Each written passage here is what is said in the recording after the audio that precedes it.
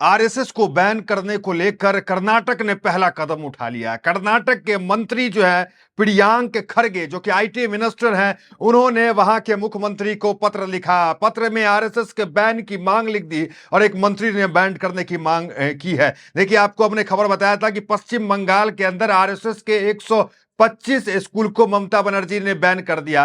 क्या आरोप लगा उस स्कूलों पे? आरोप ये लगा कि वो स्कूल जो रजिस्टर्ड था किस चीज के लिए, पढ़ाई लिखाई करने के लिए, लेकिन वहां डंडा भाजना सिखाया जा रहा था। तो ममता की बंगाल सरकार ने उन तमाम स्कूलों को बंद कर दिया जहां पढ़ाई नहीं, डंडा भाजना सिखाया जा रहा था। लेकिन अब जो खबर निकल के आ रही है और पहला कदम आरएसएस को लेकर के है, वो ये है कि आरएसएस पे कर्नाटक के अंदर बैन लगने जा रहा है। आईटी मिनिस्टर प्रियांक खरगे जी, बिल्कुल सही समझ रहे हैं, खरगे जी के बेटे हैं। खरगे राष्ट्रीय अध्यक्ष जो खरगे हैं, उनके बेटे हैं ये प्रियांक खरगे, आईटी मिनिस्टर है कर्नाटक के अंदर। उन्होंने सीतारमैया को पत्र लिखा। पत्र लिख करके जो है आरएसएस पे बैन करने की मांग कर दी है। क्या आरोप आरएसएस पे? मनी लॉन्ड्रिंग केस में आरएसएस फंस रही है। यहां पे कहा जा रहा है कि मनी लॉन्ड्रिंग का केस हुआ और आईटी मिनिस्टर ने यह दावा किया। और दूसरा जो सवाल उठा है कि देश भर में सबके लिए कानून बराबर है, सभी संस्थानों के लिए, तो फिर आरएसएस रजिस्टर्ड क्यों नहीं है? आरएसएस एक अनरजिस्टर्ड संस्था क्यों है?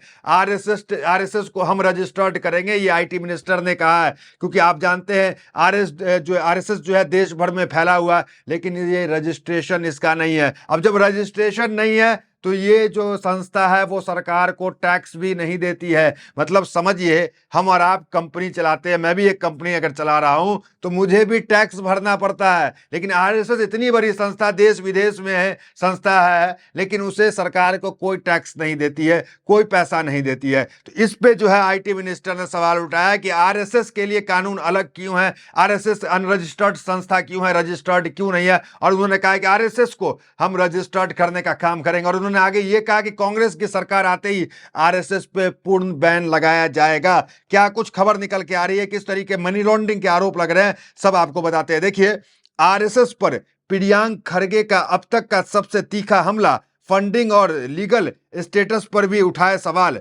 तो उन्होंने लीगल स्टेटस पे सवाल उठाया, फंडिंग पे सवाल उठाया। देखिए, कर्नाटक के आईटी मंत्री प्रियांक खरगे ने एक बार फिर आरएसएस पर जमकर निशाना साधा है। उन्होंने आरएसएस की तुलना शैतान से की है और बीजेपी को शैतान की परछाई बताया है। रविवार को एक कार्यक्रम को संबोधित करते हुए प्रियांक खरगे ने आरएसएस की तुलना शैतान से की और बीजेपी को इसकी परछाई बताया। साथ ही उन्होंने संगठन पर फाइनेंशियल गड़बड़ी का आरोप लगाया और उसके लीगल स्टेटस पर सवाल उठाया।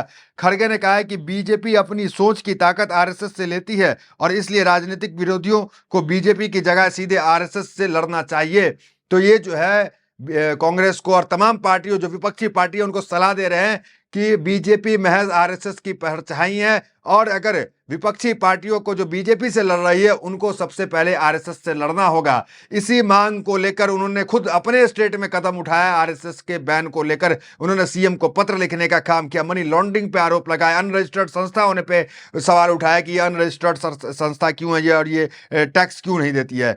तो ये कुल मिलाकर आगे खबर देखिए, 2500 से ज्यादा संगठनों का नेटवर्क। खरगे ने आरएसएस पर मनी लॉन्ड्रिंग में शामिल होने का भी आरोप लगाया और उसे फंडिंग के सोर्स पर सवाल उठाया। उन्होंने दावा किया कि संगठन के पास 2500 से ज्यादा जुड़े हुए संगठनों का नेटवर्क है, जिसमें से कुछ अमेरिका और इंग्लैंड जैसे देशों में है। उन्होंने मांग की कि दूसरे संगठन और नागरिकों पर लागू होने वाला कानून और संवैधानिक नियम आरएसएस पर भी लागू होना चाहिए।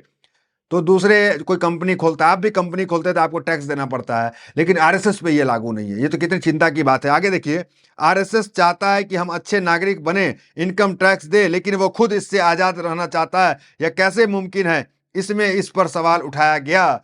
तो उन्होंने कहा कि आरएसएस तो अच्छी अच्छी बातें कई बार करता है कि टैक्स देना चाहिए और खुद देश को आगे बढ़ाने के लिए टैक्स नहीं दिया था, जबकि छोटे से छोटे कंपनी का मालिक भी टैक्स देना अपनी जिम्मेदारी समझता है, लेकिन मोहन भागवत टैक्स नहीं देते हैं।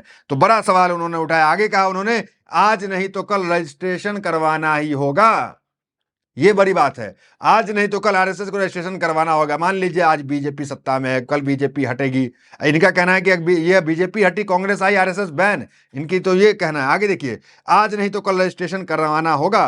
खरगे ने कहा कि मोहन भागवत कहते हैं कि हमें रजिस्ट्रेशन की जरूरत नहीं है क्योंकि हम बॉडी ऑफ इंडिविजुअल्स हैं। तो मैं आपसे वादा करता हूं आज नहीं तो कल रजिस्ट्रेशन करवाना ही होगा। मैं करवा के रहूंगा जब तक कानून और संविधान है, ये होकर रहेगा। इसके लिए आपको राजनीतिक इच्छा शक्ति चाहिए, संवैधानिक और कानून तरीके से आपको सही रहना है, बस यही चाहिए। ऐसा करेंगे कि किसी भी तरह से सांप्रदायिक ताकतों से, चाहे वो आरएसएस हो या एसडीपीआई हो या कोई भी हो, उन्हें रोका जा सके।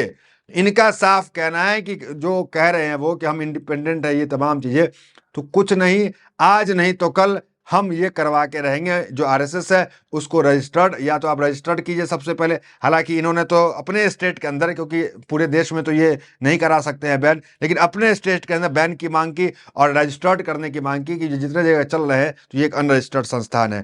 तो ये देखिए टैक्स क्यों नहीं देता, क्यों नहीं भरता। कांग्रेस के बड़े नेता ने आरएसएस को घेरा, मनी लॉन्ड्रिंग का भी उठाया सवाल। तो तमाम जगह आरएसएस को लेकर जो है यहाँ पर घेरा जा रहा है। मंत्री ने यह भी सवाल उठाया कि संघ एक अनरजिस्टर्ड संस्थान के रूप में कैसे काम कर रहा है। उन्हें कहा कि देश का कानून और संविधान सभी पर समान रूप से लागू होना चाहिए, चाहे वो आरएसएस हो या कोई और संगठन हो। तो इनका कहना है कि सबको समान रूप से लागू होना चाहिए। आप एक बार देखिए स्क्रीन के ऊपर इनका पत्र, और ये जो पत्र इन्होंने लिखा है सीतारमैया को, केंद्र में कांग्रेस की सरकार बनते ही आरएसएस को देश भर में बैन करेंगे। तो ये उनका कहना है। आप देख सकते हैं उन्होंने जो पत्र लिखा है, big move Priyank Kharge has written to CM Siddaramaiah demanding ban on RSS activities in school and government institution.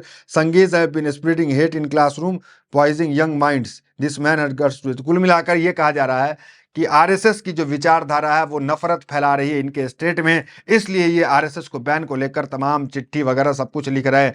कई चीजें आरएसएस को लेकर के प्रियांक खरगे ने बयान दिया था। देखिए आरएसएस से करीब 250 संगठन जुड़े हुए हैं। अमेरिका और इंग्लैंड समेत कई देश से चंदा इकट्ठा किया जा रहा है। इसे देखते हुए कहा जा सकता है कि आरएसएस के पीछे एक बड़ी मनी लॉन्ड्रिंग रैकेट चल रहा है। अगर हम आरएसएस के चंदे के स्रोत के बारे में पूछते हैं तो कहते हैं कि हमें गुरु दक्षिणा मिल रहा है।